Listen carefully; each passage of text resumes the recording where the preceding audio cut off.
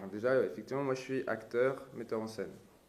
Donc j'ai une expérience du plateau, c'est-à-dire qu'avant de faire de la mise en scène, j'étais plus acteur. Donc j'ai pas du tout une approche cérébrale, on va dire, du plateau. Enfin, je veux dire, les concepts, et puis bon, j'ai travaillé avec les acteurs de Catalyse, qui sont des acteurs handicapés mentaux, avec qui j'ai monté Alice au Pays des Merveilles. Je fais une adaptation avec eux, qui s'est beaucoup, beaucoup jouée. Et ça m'obligeait vraiment à être pédagogue, c'est-à-dire à regarder chacun, parce qu'ils avaient des pathologies, puis ils cumulaient les pathologies. Donc d'essayer de voir où est-ce qu'ils étaient, et du coup je ne pouvais pas me réfugier, comme font certains metteurs en scène avec qui j'ai travaillé, derrière un discours, qui vont te dire oui mais là tu comprends, oui mais enfin c'est pas concret, ça donne pas du jeu, quoi. C'est juste de l'idée. Alors l'idée c'est important au théâtre, mais il y a un moment il faut qu'on ait un appui de jeu concret, quoi, pour l'acteur.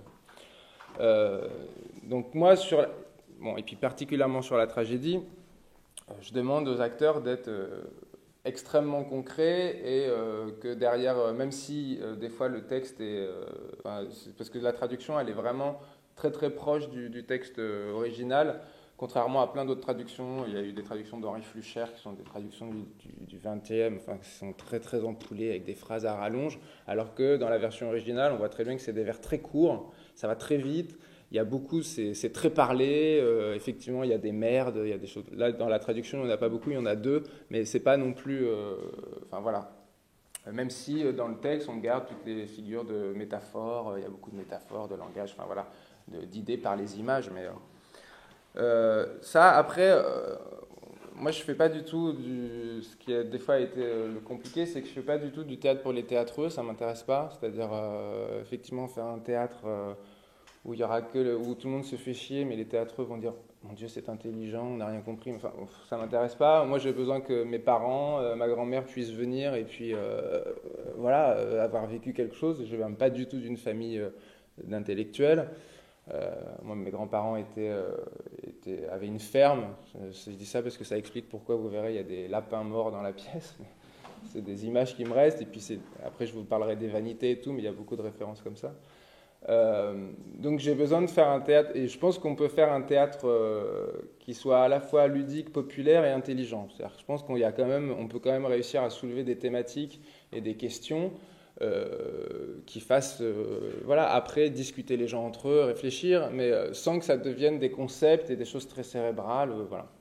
Donc moi j'oblige les acteurs à parler, c'est-à-dire à être par exemple, pour encore, si ça passe après, je vais m'en prendre plein la tête, mais non, mais par exemple, à la Comédie Française, les acteurs ne se parlent pas. C'est-à-dire chacun joue sa partition, et puis ça pourrait être n'importe qui en face, ça ne change rien, ça n'influe pas du tout sur... bon, c'est comme ça. Moi, j'oblige les acteurs à se rencontrer, c'est-à-dire c'est selon la personne qu'ils ont en face, ben, ça ne travaille pas de la même façon. Et le lien, il faut forcément être dans du singulier, on ne peut pas être dans une posture ou une généralité. Donc j'oblige chaque acteur à rencontrer son partenaire, d'autant que les situations dans la tragédie sont toujours des situations... il n'y a pas de demi-teinte, quoi. Je veux dire, c'est tout de suite des enjeux très forts, donc on ne peut pas faire semblant. Et moi, je demande aux acteurs d'essayer de jouer toujours... là, on a déjà répété 4 semaines, puis là, on reprend les répétitions la semaine prochaine, de prendre les situations vraiment au premier degré et de les jouer premier degré, quoi. C'est-à-dire que si tout d'un coup il y a une pulsion de meurtre, d'essayer de voir ce que ça fait, d'avoir un corps qui, parce que comme on joue sur les grands plateaux, part de là-bas et se dirige vers l'autre, mais avec une envie de le massacrer, voilà, qu'on le voit, que ça soit perceptible.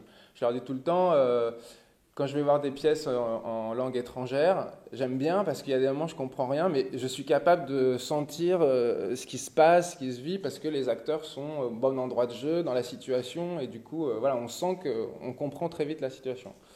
Donc ça, je leur demande aussi beaucoup ça. Je leur dis, voilà, s'il y a des gens qui ne sont pas français dans la salle, ils devraient comprendre l'enjeu, l'état dans lequel chaque personnage est à ce moment-là.